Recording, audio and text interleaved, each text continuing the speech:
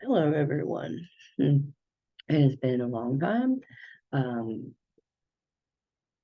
Thought I'd get back in the groove. Give me a minute if I'm a little spacey, just kind of readjusting to being on the screen again. Um, but I'm finally where I have a little more privacy again, and I can do the thing that I need to be doing. Thank the gods. So, anyway, uh, tonight I want to talk about heritage ancestors and working with them. We've talked before about how to deal with the ones that you can't really work with, and how to deal with those situations, and working with like your spiritual ancestors as opposed to biologicals if you have issues there. But this I want to talk about more of the ones you can work with. Okay, so for starters,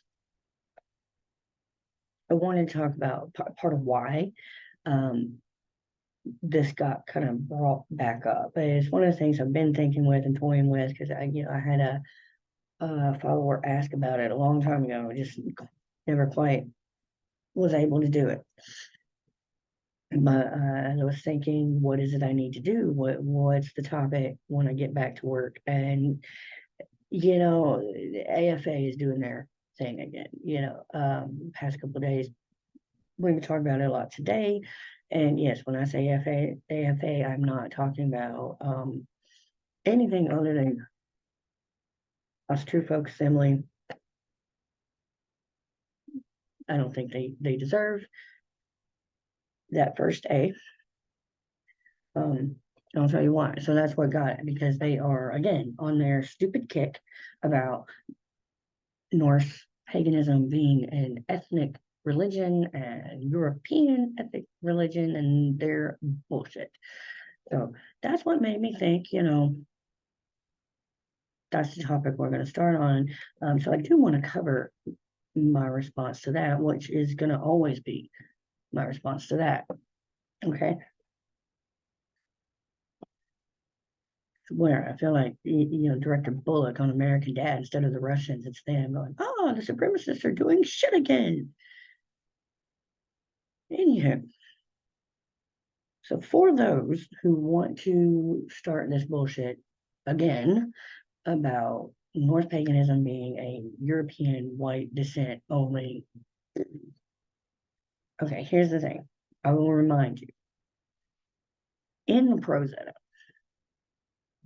very beginning of the book, when Gangleri, however you pronounce his name, is talking to the high ones, high and most high and whatever, remember that is the Aesir themselves in disguise talking to him. So this is coming from the Aesir themselves, i.e., Odin and his people. And when he asked why Odin has so many names, they told him it was because not only his little adventures, but the main reason was every group of people everywhere around the world, all the people all over the world, all the races, all had names for him in their language so they could pray to him. Again, this is the Aesir themselves talking. So if it was something that Odin said could not be done, I can guarantee you it would not be the Asir, and especially ones going under the name of High, Most High, etc., would not be telling him, oh yeah, all the people in the world, all the races all over the planet, pray to him, if they didn't want him to. So this is coming from the lore and the mythology itself. So that needs nipped in the bud right now. Or those who want to talk about, well, it was written here, they were talking about home. No, they were not. This was after we had already started exploring. We already knew there were other people, places, etc. around the world. We knew we were not the only place. They knew there were more places than just that. Okay, so they didn't mean just people all over Scandinavia. people all over Europe. No, they literally meant around the world. They had already met people in other continents. Done. No. So to cover that, people will try to bring up the story of Heimdall and how he gave birth to separate people, separate races. That is not what the story said.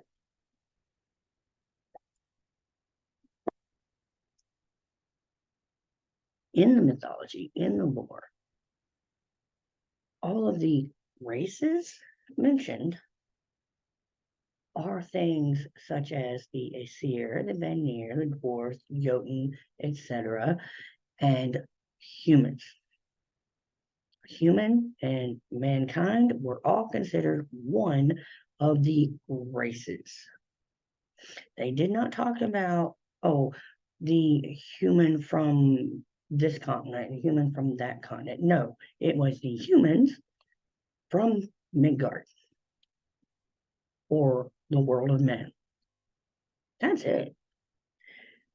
They did not make a distinction between us because that is not how they saw it and that is not how they want us to see it.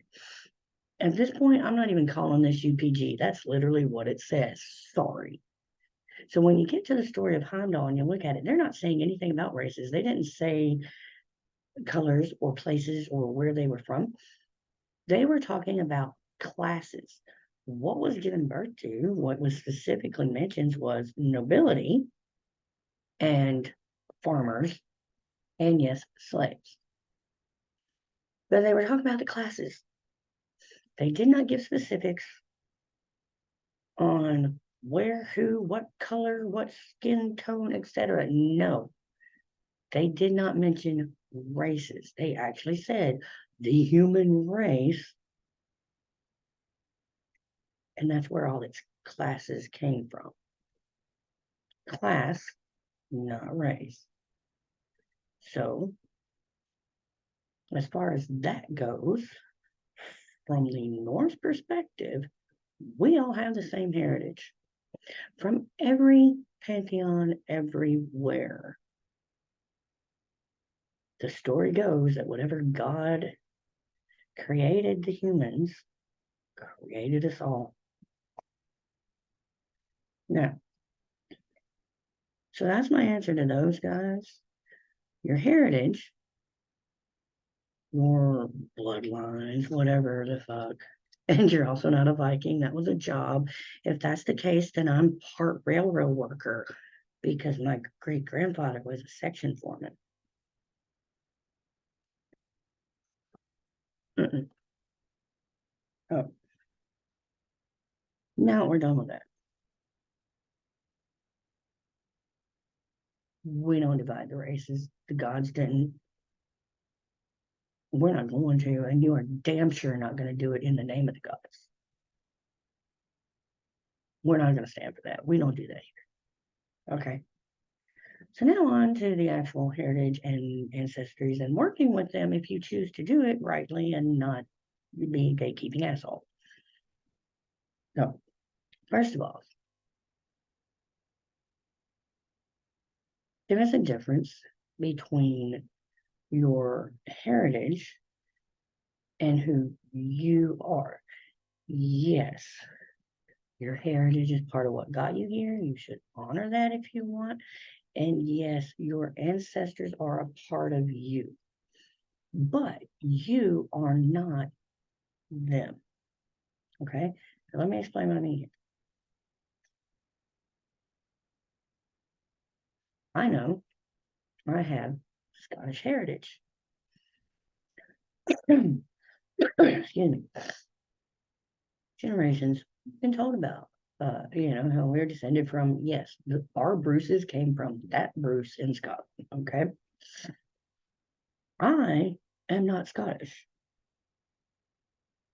I have Scottish heritage.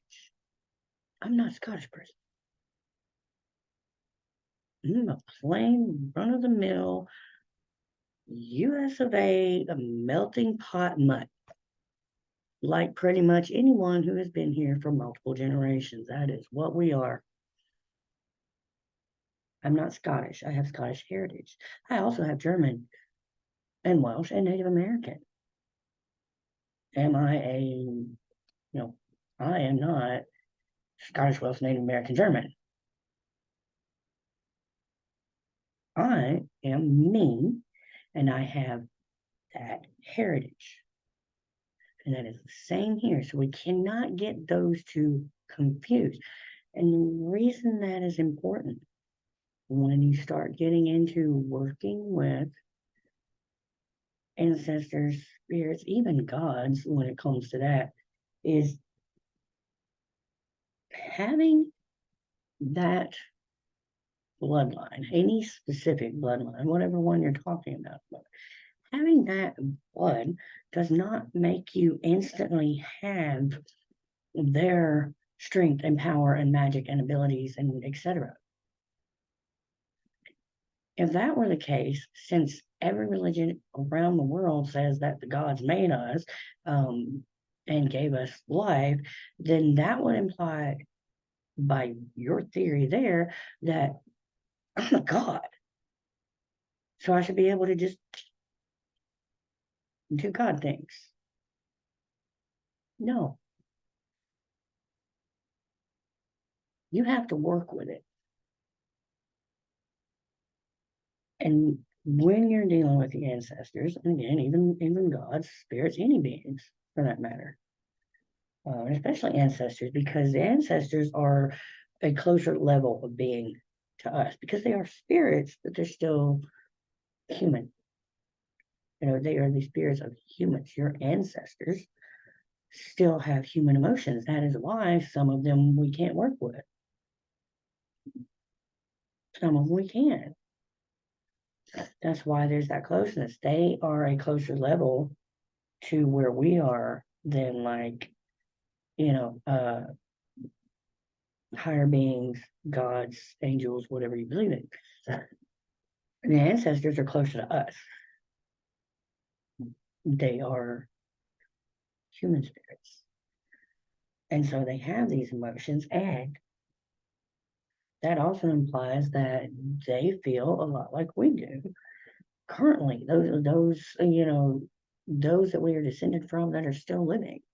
Even if someone comes to you, if you have a relative, cousin, child, grandchild, niece, nephew, whatever, if you have a relative that outside of special occasion, holiday things, never communicates with you whatsoever unless they want something. You don't usually go out of your way to give them what they want, do you? No, at least I hope not. You need boundaries. But as a whole, in general, we don't do that. If you don't want anything to do with me other than when you want something,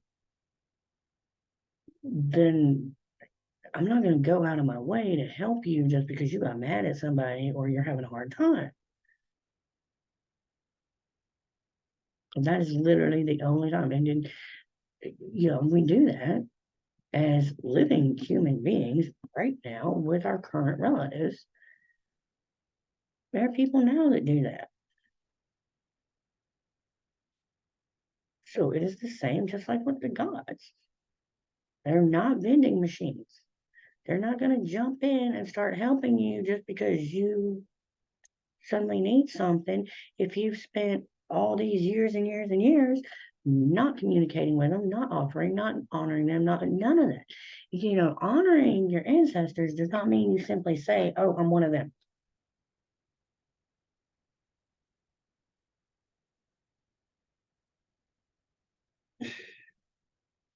You have got to work with them, learn those paths. If you want to have, abilities and things in magical, spiritual perspectives like they had, then you have to learn their ways. You have to practice. You have to communicate with them because, again, them gods, whatever. No being, unless they're up to something, is going to just drop everything and help you when you literally don't have any communication with them whatsoever outside of when you need something. And especially if the only time you come to them for needs is when there's something negative involved. You know, if you need, something financially, some kind of prosperity thing, and you go to them and you never talked to them before. I mean, unless you are super sincere and they know that you're going to continue doing it afterwards, not just, okay, yeah, I need this money. They might help in that case, but usually not. You have to have some kind of give and take. In the Norse path, we have, like we said, a gift for a gift, right? You've got to be involved with them. You've got to have communication. You got to work with them, get to know them. Don't just pop up and be like, hey, I need some money. But they're still more likely to help with something like that is a legitimate need that will keep you surviving more than they are with, say, little girl at work pissed me off and I want her fired. Or, whatever. Is a personal matter that doesn't even have to do with your survival. 9 times out of 10, they're going to be like, tough it out like we did. Fix it your damn self. Unless it is something that is really a need and survival, they're not going to jump in just because you got pissed off at somebody. Yes, your ancestors are there for you. And yes, they will help when someone harms you or whatever. But again, they're not going to jump in and help you do whatever you want when you don't actively get to know them, work with them, commune with them. So what do? You make your offerings. A lot of people have an ancestor altar. If you can't have a permanent altar, have you a portable thing that you can stow away, pull it out when you use it, put it back up. So make it work. You don't have to have an altar to pray to begin with. Sit down and talk. Hey, grandma, just like that. It's that simple. You just make sure you communicate with them regularly. Um, pray to them, not just asking for shit, the same way I say about gods. You don't pray and just ask for things. Especially when you're starting to get to know them and starting to work with them, you won't pray and be like, help me get to know you. Help me get to know our history. That kind of thing. Thank you for being a part of how I got here. Not just, please help me get rid of this bitch that I hate. Please help me get this money that I need.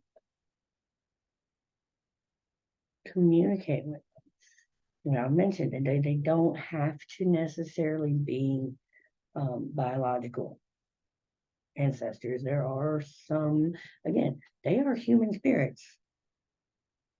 There are some that just still cling to their human thoughts and emotions just enough that if they don't agree with certain things, they're just not going to be down with it. They're just not going to help.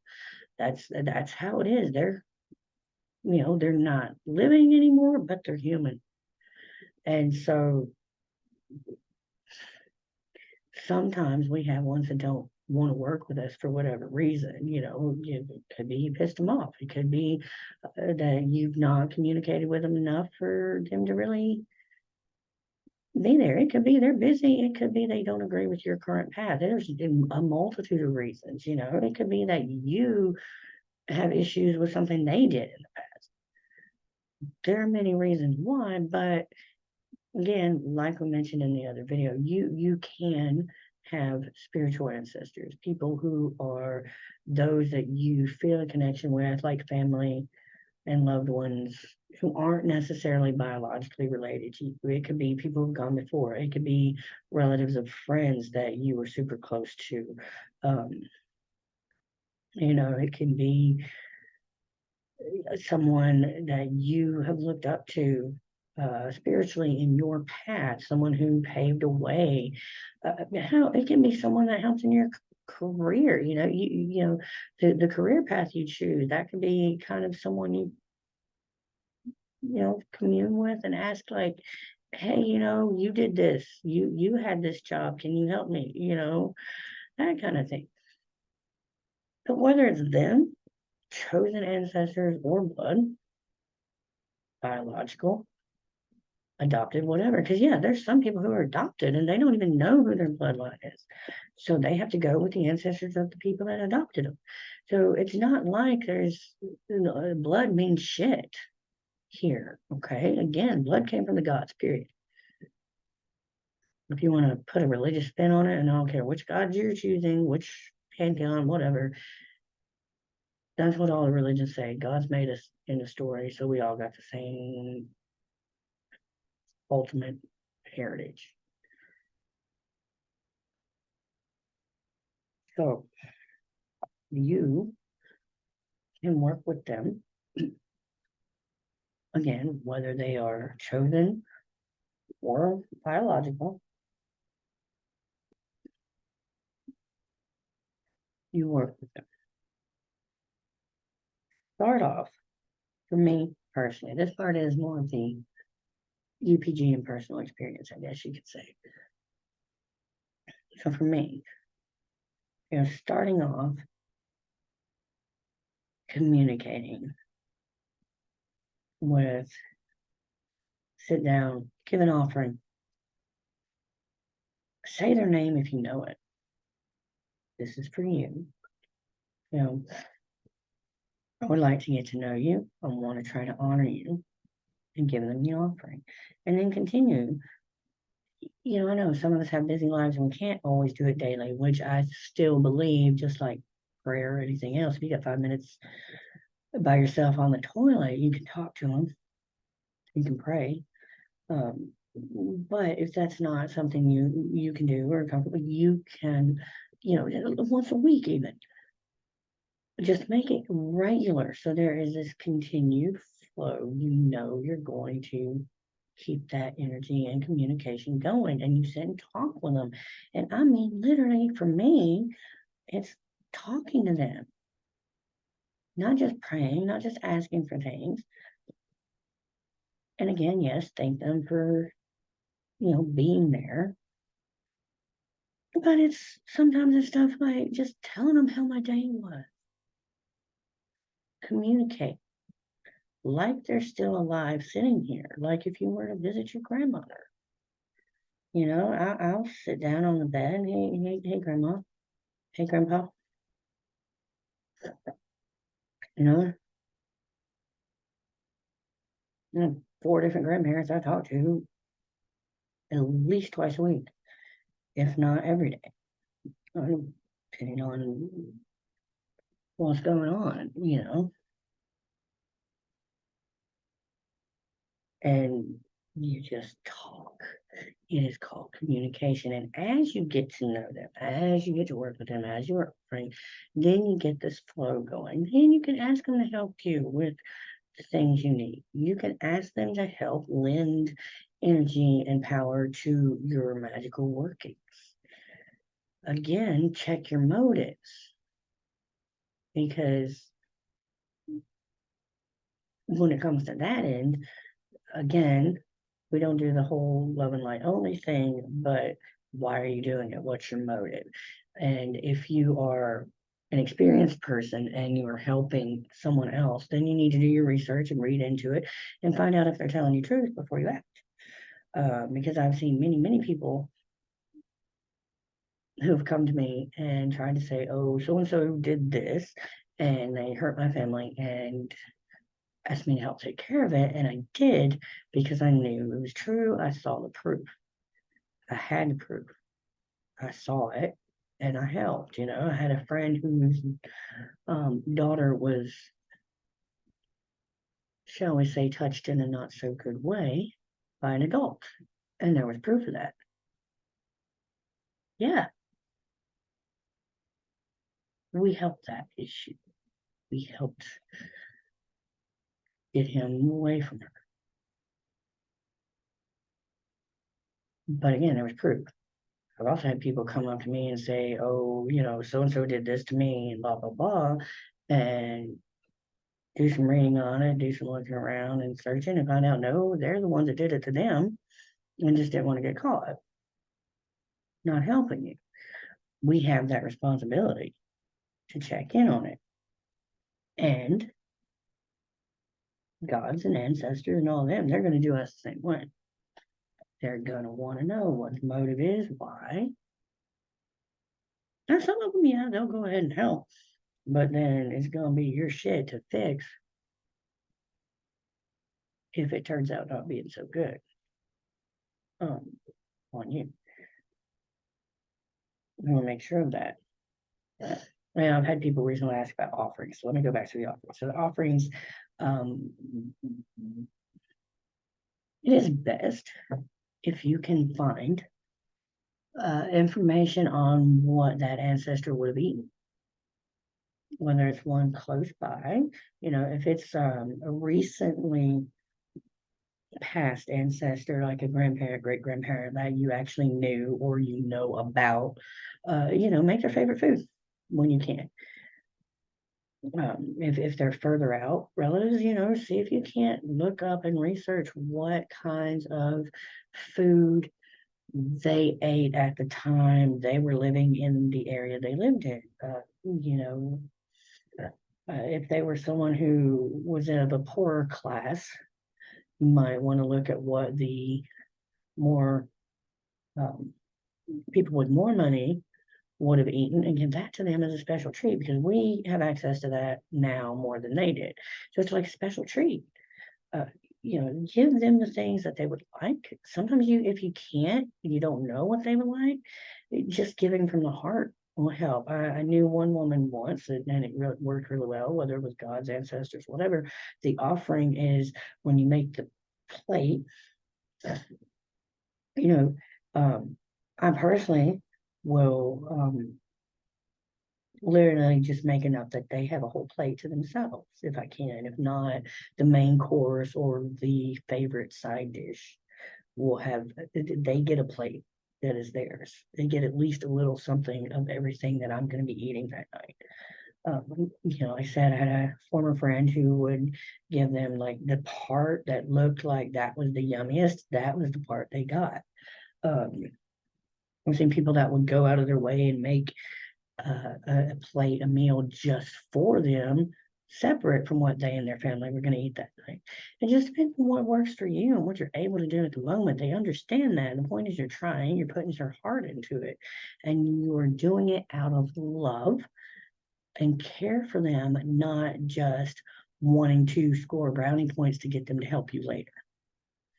Get to know them, and I'm sad or happy, I'm going to sit and talk to grandma and grandpa. And I'm going to tell them how my day was. I have my other grandparents, my father's parents. With them, I call them by the nicknames I called them when I was little, because I couldn't say their names properly. So my was supposed to have been Daddy Bill came out Daddy Bull, and it stuck, and I'll still say that today. Hey, Daddy Bull, can I help? This is how my day went. They're still all here. One of them, they help in their own ways. Sometimes they'll help you feel better even without like the whole magical thing. As long as you keep that going in that communication and working with them. For me, one of the neat things is I'll have, at this point, because I speak to them so regularly, because I commune with them, if it's been a while and I haven't done it, or if things are just particularly stressful and I haven't had the chance to like sit and talk to them about it, like I will hear one of them's voice, or a big one. I will smell my grandfather, or I'll smell my grandmother's kitchen. You know, um, It can be a smell, it could be a sound, it could be a little thing that they happen to like in life that just pops up at the right moment for you to go, okay, yeah, they're here. And sometimes it's just that comfort, and they're there for you, and they're showing you, hey, I'm here, and I love you, and I'm supporting you. But you've got to get that communication going. They're not going to just pop up and do it. I mean, once in a while they will, especially if they're like freshly, deceased. But in general, if you're going to want help, especially on big stuff, especially on magic, you need that communication. And there's one of them will not help with magic whatsoever in the sense of like witchcraft, but she'll give me a Bible verse to read that will either help me feel better about the situation, help me get some insight on a better perspective of this situation, or can be used in what is actually magic, but she's not going to call it that, you know, like Bible spells. So um, it is stuff like that. But if you're not doing these things, if you're not working with them, you're not offering, you're not talking to them, you're not communicating, and literally the only time you have anything to do with them is when you want something, then 9 times out of 10, they're not gonna. That some of them get insulted, especially the older ones, more ancient ones. They get insulted that you're coming and asking this shit, but yeah, you give no damns about no fucks given whatsoever the rest of the time. They get insulted. Sometimes they will let go completely and just watch you fall. Sometimes they'll interfere so you learn a lesson, and depending on your motives, they may even help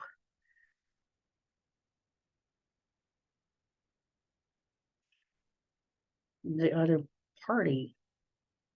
If it's a case like say, like the situation I mentioned before, somebody's mad at at work or some bullshit like that, and you haven't spoke with them in ages or ever at all, and you're like, oh, my ancestor's gonna uh help me get rid of this chick at work that you know got me in trouble. And they're gonna be like, I'm gonna help her prove you did it, especially if you really did. And that's how you do it. And if you're wanting to take it that step further and you're wanting to go into the magic and heritage of, or the spirituality and magic involved with that heritage, then you have to do the research. It's not going to be just there because you're related to them. If that was the case, that's kind of like saying I'm still a Christian just because my daddy is. I'm not. Praise Loki, um, and all kinds of guys. The other aspect is because heritage is so mingled now, especially in this particular time period. The world is old enough now that there's very few people who are pure anything. And again, especially those of us who are in the US, because we are this complete melting pot. And for me, I can work with not just ancestors. Um, we came from all of us the same initial starting point. So anyway, we're all related. So if you are the kind of person who has, you can balance that. And when I say balance that, I mean you can work with um, ancestors from different places and time periods. So like I said, I've got Scottish, I've got German, I've got Native American, and work with all of them. Even religiously and spiritually speaking, you can work with them. Like in my um, past three, 4 generations at least, we've got multiple generations of people that were, Christian So working with some of those deities, for some ancestors, they're not going to like you doing that. Because if your main or primary deity and beings that you pray to, the primaries that really just kind of teach, or not they teach, but you if you're going to a church that tells you these other guys are not real, or that you cannot talk to them, that you're a sinner if you do, if that is what you declare as your path,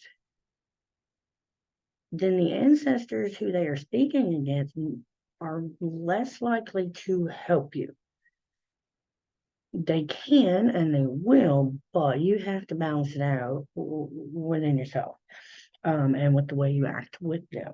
I personally, I work with, the Norse gods. I have worked with the Egyptians and still can, still do at times. I also work with saints and angels, you know. One of them, one of them's been with me since I was a child, and she just showed up, and no, I'm not going to just walk away. Same with the angels. One angel in particular is kind of anytime I call, there he is, but it's done respectfully.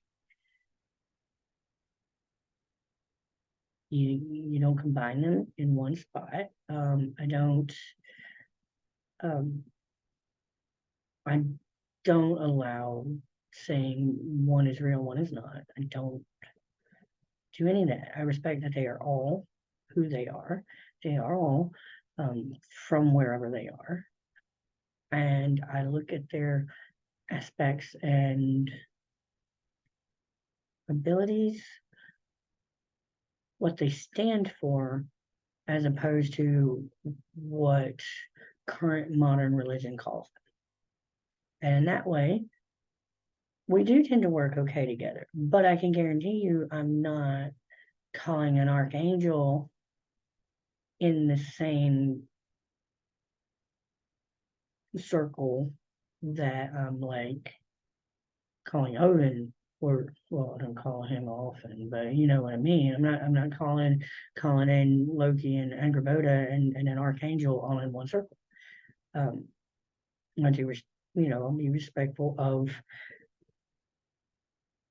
those groups' feelings for each other, in the same way with the ancestors. You know, if you have, especially every mixed heritage as race goes, yeah, we work together. You balance things out. And that's the key and you can, if you put one higher than the other, whether it be being in religion or ancestors, etc., when you put one group, one origin higher than the other, then the ones that are on the lesser end tend to kind of back up, you know.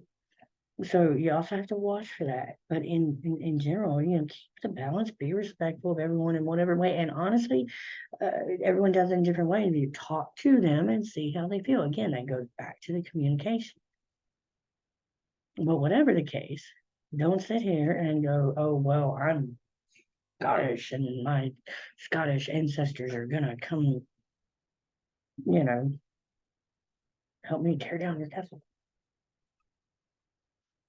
No, they're not.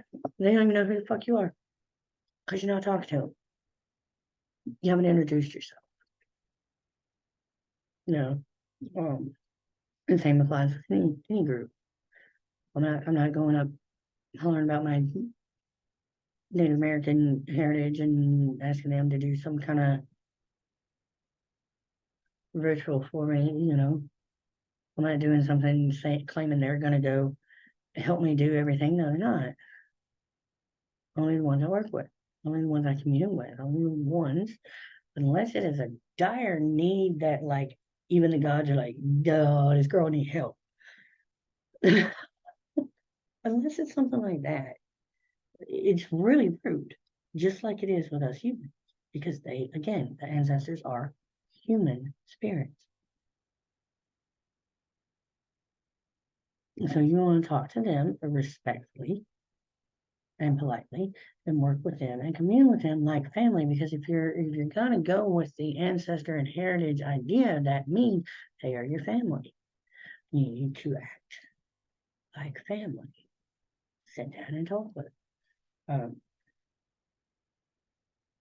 That's the main thing. Is it all boils down to communication and working with them, not doing workings with their help when you have no connection. Because any magic, whether it's with or without a being involved, you gotta have connection. You gotta have the energy, right? Same thing. So I think that's pretty much all we got. Um, again, just a reminder to the little AFA fuckers.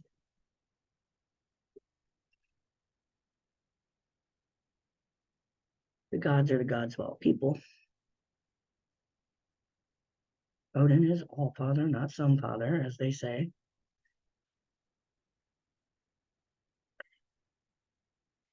You really want me to rub you raw?